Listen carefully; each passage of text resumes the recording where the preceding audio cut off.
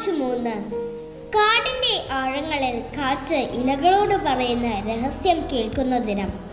പക്ഷികളുടെ ചിറകിൽ എഴുതിവെച്ച സ്വാതന്ത്ര്യഗാനം വായിക്കുന്ന ദിനം. വന്യജീവികൾ ഭൂമിയുടെ അലങ്കാരം മാത്രമല്ല, അവളുടെ ആത്മാവാണ്. സിംഹത്തിന്റെ ഗർജനം കാടിന്റെ ഹൃദയമിടിപ്പ്, മയിലിന്റെ നൃത്തം മഴയുടെ കവിത, ആനയുടെ നടപ്പ് ഭൂമിയുടെ അഭിമാനം.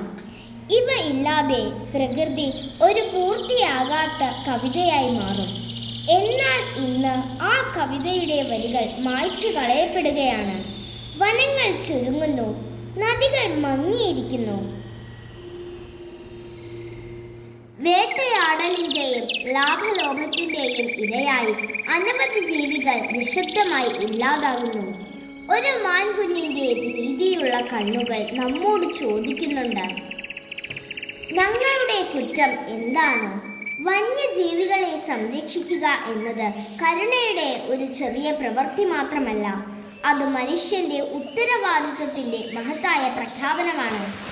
കാരണം പ്രകൃതിയുടെ ചക്രം തകരുമ്പോൾ അതിൻ്റെ പ്രതികാരം മനുഷ്യ ജീവിതത്തെയും ബാധിക്കുന്നു. പ്രകൃതിയുടെ ഹൃദയമിടിപ്പ് നമ്മെ ഓർമ്മിപ്പിക്കുന്ന ലോക വന്യജീവി ദിനം നമ്മെ ഓർമ്മിപ്പിക്കുന്ന സത്യം, മൃഗങ്ങളും പക്ഷികളും ഇല്ലാതെ ഭൂമി പൂർണ്ണമായി ഇരിക്കില്ല എന്നാണ്. കാടിന്റെ ആഴങ്ങളിൽ സ്വാതന്ത്ര്യത്തോടെ ഓടുന്ന മാൻ, ആകാശത്ത് ചിറക് വിരിച്ച് പറക്കുന്ന പക്ഷി, നദികളിൽ നീന്തുന്ന മീൻ, ഇവ വെറും ജീവികൾ മാത്രമല്ല, അവ പ്രകൃതിയുടെ സംഗീതമാണ്, ഭൂമിയുടെ ശ്വാസമാണ്. എന്നാൽ ഇന്ന് വനനശീകരണവും മലിനീകരണവും വേട്ടയാടലും കാരണം അനവധി ജീവജാലങ്ങൾ നിശബ്ദമായി ഇല്ലാതാകുന്നു. അവരുടെ വേദന നമ്മൾ കേൾക്കാതെ പോകുന്നു. അവരുടെ നിശബ്ദ കണ്ണുകളിൽ ഒരു ചോദ്യം മാത്രം, ഞങ്ങൾക്കും ഈ ഭൂമിയിൽ ജീവിക്കാൻ അവകാശമില്ലേ? വന്യജീവികളെ സംരക്ഷിക്കുന്നത് കരുണയുടെ കാര്യമാണ്. എന്നാൽ അതിനേക്കാൾ കൂടുതൽ അത് നമ്മുടെ നിലനിൽപ്പിനായുള്ള പോരാട്ടമാണ്. കാരണം പ്രകൃതിയുടെ തുലനം തകർന്നാൽ മനുഷ്യന്റെ ജീവിതവും അപകടത്തിലാകും. ഈ പ്രകൃതി നമുക്ക് നൽകുന്ന ഒരു മുന്നറിയിപ്പുണ്ട്, കാടൊഴിഞ്ഞ മനുഷ്യവാസത്തിലേക്ക് എന്ന്. ആരാണ് കാടൊഴിഞ്ഞ മനുഷ്യവാസത്തിലേക്ക് എത്തുന്നത്? മറ്റാരുമല്ല, വന്യജീവികൾ തന്നെ. അവർ നാട്ടിലേക്ക് വരുന്നത് അവരുടെ ഇഷ്ടം കൊണ്ടല്ല, ജീവൻ രക്ഷിക്കാനുള്ള നിസ്സഹായ യാത്രയാണ് അത്. ഒരിക്കൽ പച്ചപ്പിൽ നിറഞ്ഞിരുന്ന കാടുകൾ ഇന്ന് ചുരുങ്ങിക്കൊണ്ടിരിക്കുന്നു. മരങ്ങൾ വീഴുമ്പോൾ അവരുടെ വീടുകളും കൂടുകളും സ്വപ്നങ്ങളും തകർന്നു പോകുന്നു.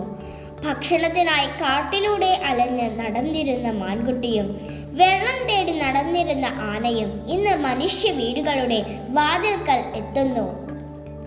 വേനൽക്കാലത്തിന്റെ കാഠിന്യം കാട്ടിലെ ചെറുകുളങ്ങളും ഉണക്കുമ്പോൾ അവയ്ക്ക് വഴിയറിയാവുന്നത് ഗ്രാമത്തിലെ കിണറുകളിലേക്കാണ്. കൃഷിയിടങ്ങളിൽ വിളകൾ പച്ച പിടിക്കുമ്പോൾ അത് അവർക്കൊരു ആഹ്വാനമാകുന്നു. കാരണം കാട്ടിൽ ലഭിക്കാത്ത ആഹാരം ഇവിടെ കാണുന്നു.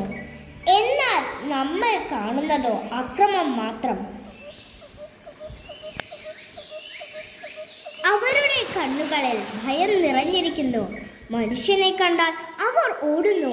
കാരണം അവർക്കറിയാം, ഇവിടെ അവർ അതിഥികളല്ല, അന്യരാണ്. സത്യത്തിൽ ആരാണ് അതിഥി? കാടുകളിലേക്ക് കടന്നത് മനുഷ്യനല്ലേ? ലോക വന്യജീവി ദിനം നമ്മെ ഓർമ്മിപ്പിക്കുന്നത് ഒരു വലിയ സത്യമാണ്. പ്രകൃതിയുടെ തുലനം തകരുമ്പോൾ അതിൻ്റെ പ്രതികാരം എല്ലാവരെയും ബാധിക്കും. വന്യജീവികൾ നാട്ടിലേക്ക് വരുന്നത് ഒരു മുന്നറിയിപ്പാണ്. കാടുകൾ സംരക്ഷിച്ചാൽ, വെള്ളവും മരങ്ങളും കരുതിയാൽ വന്യജീവികൾക്കും മനുഷ്യർക്കും സമാധാനത്തോടെ ജീവിക്കാൻ കഴിയും. അവരുടെ വരവ് ഒരു പ്രശ്നമല്ല, നമ്മുടെ ഉത്തരവാദിത്വം ഓർമ്മിപ്പിക്കുന്ന ഒരു നിശബ്ദ വിളിയാണ്.